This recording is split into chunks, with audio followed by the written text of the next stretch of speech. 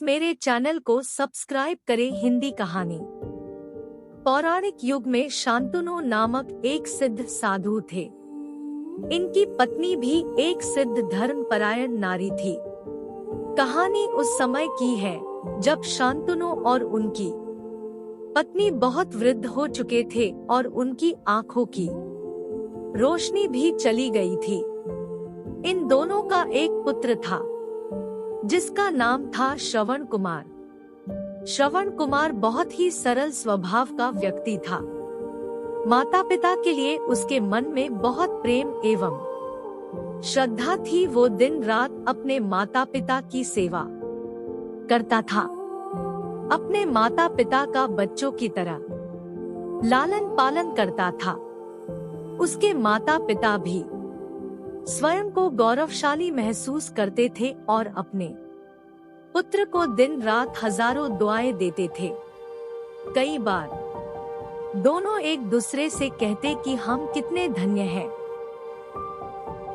कि हमें श्रवण जैसा मातृभक्त पुत्र मिला, जिसने स्वयं के बारे में ना सोचकर अपना पूरा जीवन वृद्ध नेत्रहीन माता पिता की सेवा में लगा दिया।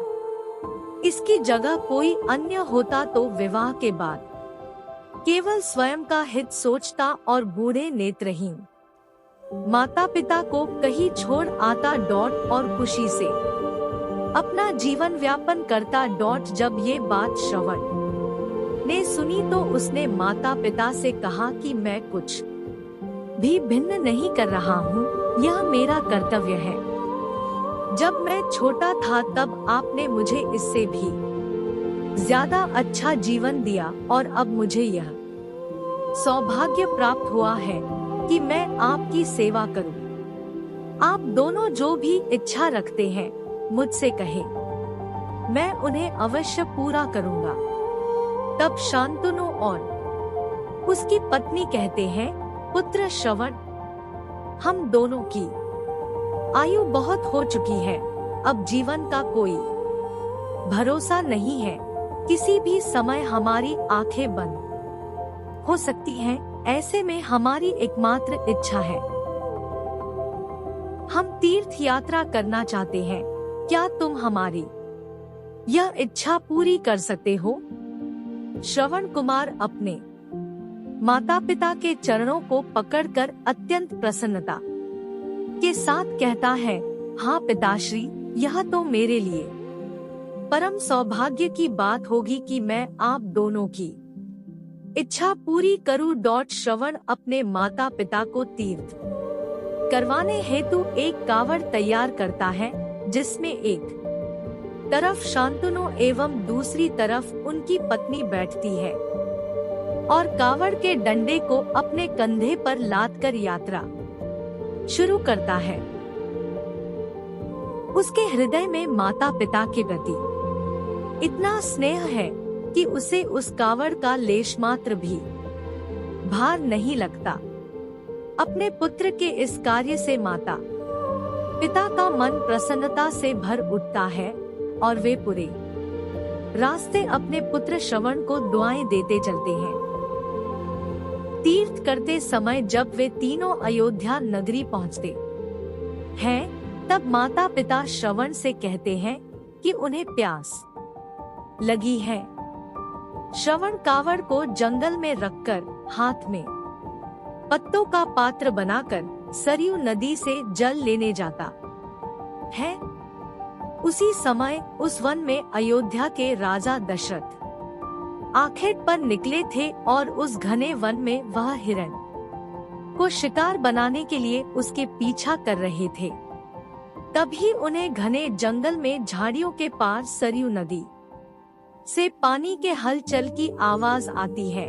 उस हलचल को हिरण के पानी पीने की आवाज समझ कर महाराज दशरथ शिकार के उद्देश्य से तीर चला देते हैं और उस तीर से श्रवण कुमार के हृदय को आघात पहुंचता है, जिससे उसके मुंह से पीड़ा भरी आवाज निकलती है, जिसे सुन दशरथ स्तब्ध रह जाते हैं और उन्हें अनहोनी का एहसास होता है और वे भागकर सरयू नदी के तट पर पहुंचते हैं, जहां वे अपने तीर को श्रवण के हृदय में लगा देख भयभीत हो जाते हैं और उन्हें अपनी भूल का एहसास होता है। दशरथ श्रवण कुमार के समीप जाकर उससे क्षमा मांगते हैं।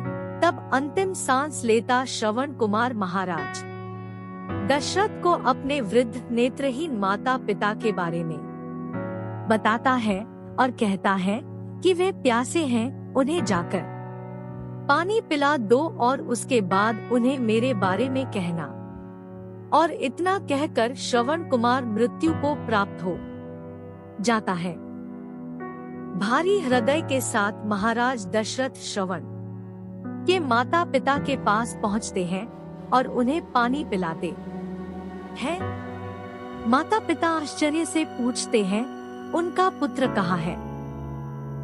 वे भले ही नेत्रहीन हो, पर वे दोनों अपने पुत्र को आहट से ही समझ लेते थे।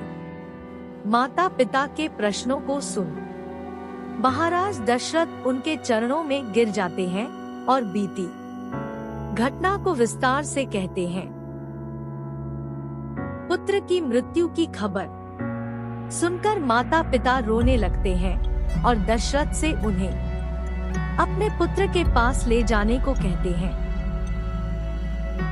महाराज दशरथ कावड़ उठाकर दोनों माता पिता को श्रवण के शरीर के पास ले जाते हैं। माता पिता बहुत जोर से विलाप करने लगते हैं। उनके विलाप को देख महाराज दशरथ को अत्यंत ग्लानि का आभास होता है और वे अपनी करनी की क्षमा याचना करते हैं। लेकिन दुखी पिता शांतनु महाराज दशरथ को श्राप देते हैं कि जिस तरह मैं शांतनु पुत्र वियोग में मरूंगा, उसी प्रकार तुम भी पुत्र वियोग में मरोगे। इतना कहकर दोनों माता पिता अपने शरीर को त्याग मृत्यु को प्राप्त हो जाते हैं। महाराज दशरथ श्राप मिलने से अत्यंत व्याकुल हो जाते हैं और कई वर्षों बाद जब उनके पुत्र राम का राज्य अभिषेक होता है, तब माता कैकेयी के वचन के कारण राम, सीता और लक्ष्मण को 14 वर्षों का वनवास स्वीकार करना पड़ता है और इस तरह महाराज दशरथ की मृत्यु भी पुत्र वियोग में होती है।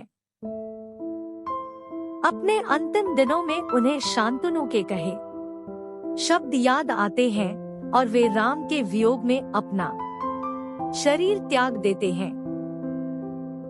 कहानी की शिक्षा, मोरल ऑफ द स्टोरी। कहानी हमें यह कहानी यही शिक्षा देती है कि बिना लक्ष्य को देखे उसे भेदना कई बार आपको गलती का पात्र बना देता है और आप ना चाहते हुए भी दूसरों के दोह का कारण बन जाते हैं। यह थी श्रवण कुमार की कहानी। अपनी माता पिता भक्ति के कारण ही श्रवण कुमार पुराणों में जीवित है। श्रवण कुमार सदैव अपनी मातृभक्ति के लिए जाने जाते हैं।